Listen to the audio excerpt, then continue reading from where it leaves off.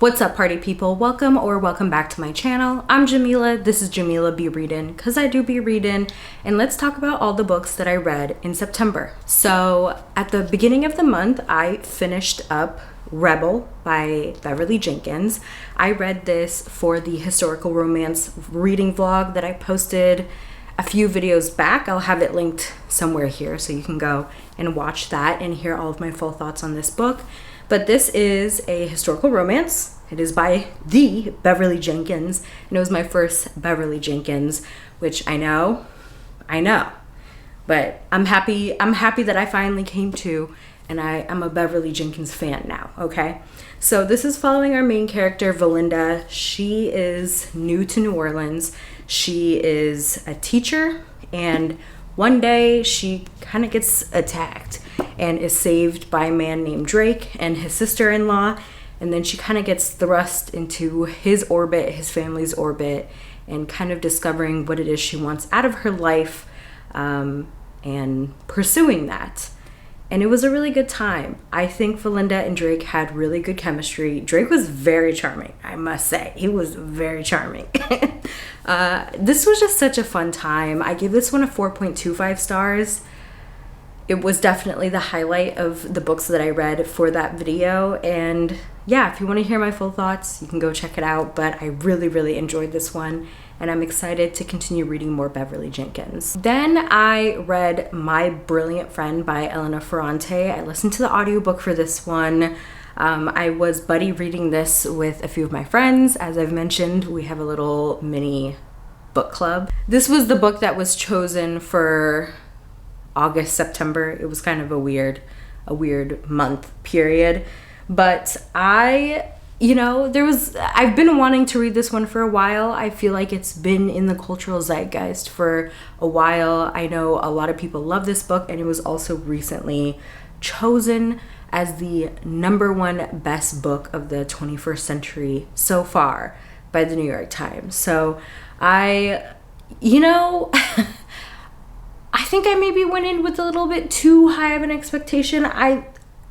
It's not that I didn't like the book. I gave it a 3.5 stars, but it just didn't totally work for me. It's following our main character, whose name is also Elena, I think, and her brilliant friend, Lilu.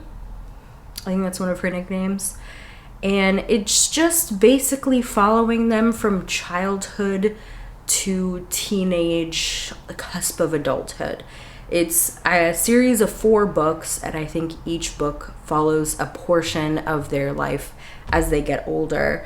I only read the first book, and this one was childhood to, early adulthood. And it was fascinating, I will say. It was really intriguing. It was a very interesting look at friendship. Not one that I particularly related to, I would say, but I can understand why this is relatable and really works for a lot of other people. Unfortunately, it just didn't totally come together for me. Like, this is one of the very rare instances where not relating to the book actually also hindered my enjoyment of the book.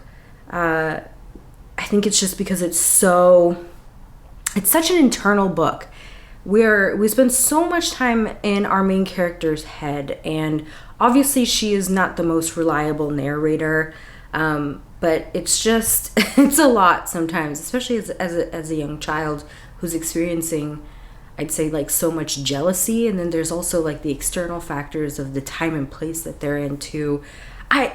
It's fascinating. I won't say that it didn't deserve to be like within that top 100 list. I definitely can see how this is going to be a very like influential book over the course of the next few decades. But it just didn't totally land for me. But the writing was really good, and also shout out to the translator for being able to like capture the writing style of Elena Ferrante. Yeah, I'm not sure if I'm going to continue.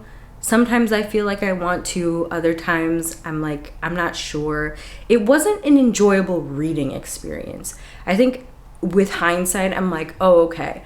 I can appreciate what this book was doing, but when I was in it, like, I just really had a hard time with the main character's internal mind and her thought process. It was a little bit annoying to me, I will say. But yeah, not a bad book. I get the hype. It just wasn't hype for me, unfortunately. The next book that I read was Convenience Store Woman by Sayaka Murata. I also listened to the audiobook for this one, and it was really good. This is, I guess I read 2 books in translation. My brilliant friend was, I should shout out the name of the translator. So My Brilliant Friend was originally written in Italian. It was translated by Anne Goldstein. Convenience Store Woman was originally written in Japanese, and it was translated by Ginny Tapley Takamori. And this is a short little interesting novella about a woman named Keiko who works at a convenience store. She is 37 years old, and a lot of the world around her questions why she is basically in her big age still working at a convenience store, but she really finds comfort and stability working at this convenience store. She's very dedicated to this job and the company and just following the rules. I think it's alluded to that Keiko might be autistic, or at the very least she is neurodivergent. We kind of see how, she's had difficulties navigating social life, and all of the expectations that have been placed on her as a woman in Japan, just general life expectations of how her life should pan out. And I really enjoyed this one.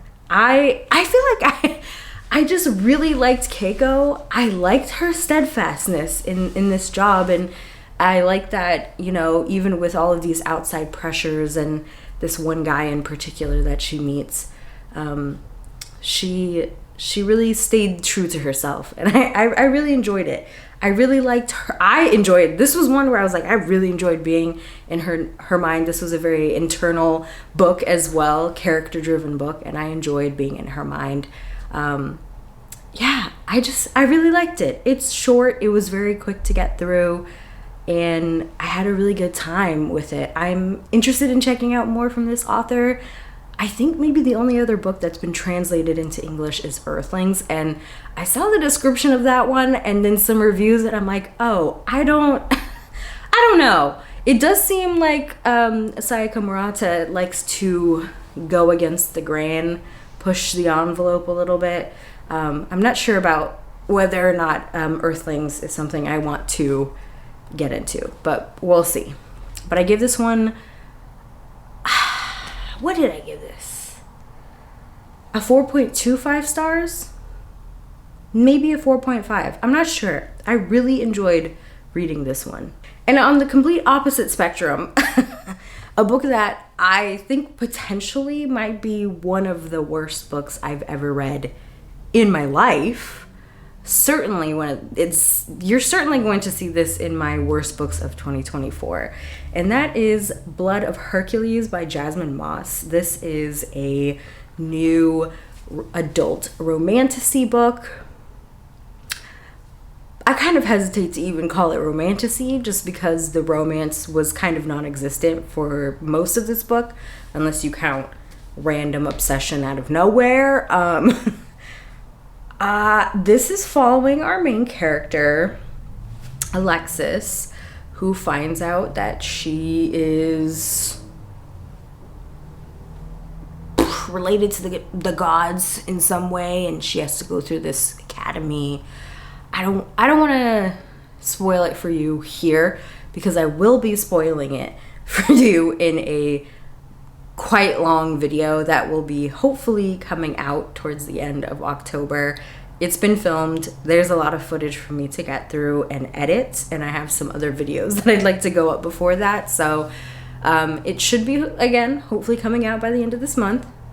And I go into a lot of detail about this book. But suffice to say, I gave it 1 star.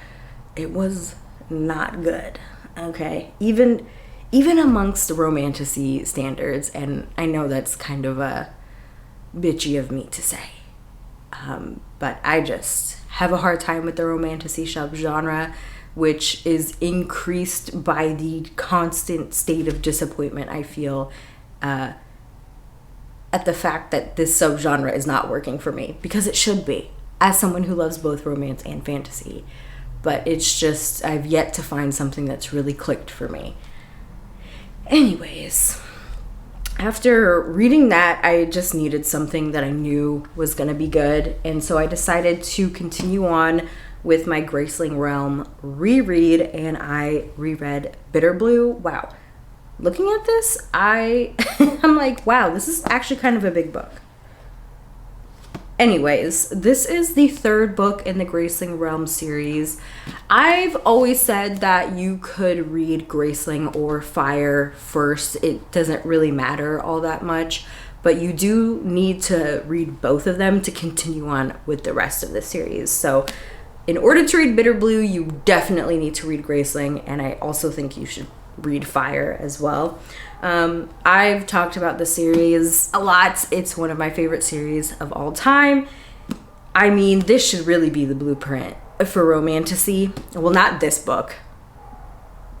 The other two. Not this one. But just in general, like, Graceling and Fire, you know? Yeah. If they just had, like, maybe 3% more romance in it, it would be the perfect romantasy book for me. But in any case, Bitter Blue, this is following Bitter Blue, who we meet in Graceling. And that's as bad as much as I'm going to tell you, because then that will spoil everything that happened in Graceling. But I love this one. I feel like it took me a while to really appreciate this book, but what I think it does so fabulously is showing the aftermaths of an evil ruler and how it's affected the kingdom, the world, the people, in particular the people closest to said evil ruler. I think it really grapples with grief and dealing with trauma and overcoming that trauma, and even how it can stay with you after so many years, and how it can continue to just eat away at you if you're not talking about it or addressing it. Like, if you constantly suppress it down, how it will eat at you and just continue to kind of ruin your life. Yeah, this is a really intense book. I always tend to avoid it with my rereads and kind of just stop with Graceling and Fire a lot of the times, because it's heavy. It's really heavy. But I think it's a worthwhile book to read, despite the fact that it's being heavy. Like, I just feel like I haven't really read any fantasy books that have really grappled with an aftermath of like a big thing in the way that this has. So, and I mean, I love the series as a whole, so I'm always going to recommend it. And then guess what? I actually continued. I've been avoiding continuing on the series since this book came out, which was 2021. So the last 3 years, I've just been so scared to continue on in the series, because I love the original 3 books so much. And I was scared that this was just going to be like a cash grab and it was just not going to be as good or whatever. But I finally picked it up. And while I'm only giving it a 4-star, which is still a good rating, I'm happy. I'm not disappointed. That is the biggest success I can take away from this. This potentially could go up in rating the more I reread it. I don't think so. I think that the pacing issues were a little more than I'm willing to just like kind of brush away, you know? I also think that there was a little bit too many POVs. So the first 3 books follow just the main character. We're in their POV only. This one has 5 different POVs, One of which I'm not sure was necessary. Like, it was a fun inclusion, but I don't know that it was necessary. And but what I do think is fun is that we're in a completely new land. It's very like tech steampunk-ish, so it was really interesting to see these characters in that kind of setting. There was a lot of political scheming, which was just delicious to me. And I thought one of our new protagonists that's introduced in this book was very interesting. I don't think I don't think she's in, I mean, she's probably going to be in the next book a little bit, but I don't think she's going to be a main character, because I think Sea Sparrow, which is the book that follows this, is just in one character's POV.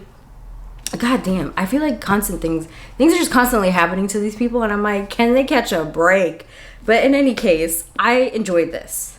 I liked it. I thought it was fresh. I thought it was original. It didn't really feel like a cash grab to me, which is great. 4 stars, just because I had some issues with the plot, like, not the plot, the pacing and like some of the POVs, but I liked it and I had a good time with it, and I'm excited to finally finish, because I will be reading Sea Sparrow by the end of this year. I'm taking a little bit of a break, but I will be reading it by the end of this year. I feel confident in that. Okay, hold me to it, guys. But those are all the books that I read in September. Let me know if you've read any of these books. As always, let me know your thoughts. Let me know if any of these books are on your TBR. Let me know about what you read and loved, or maybe didn't love, in September. And I'll catch y'all in the next video.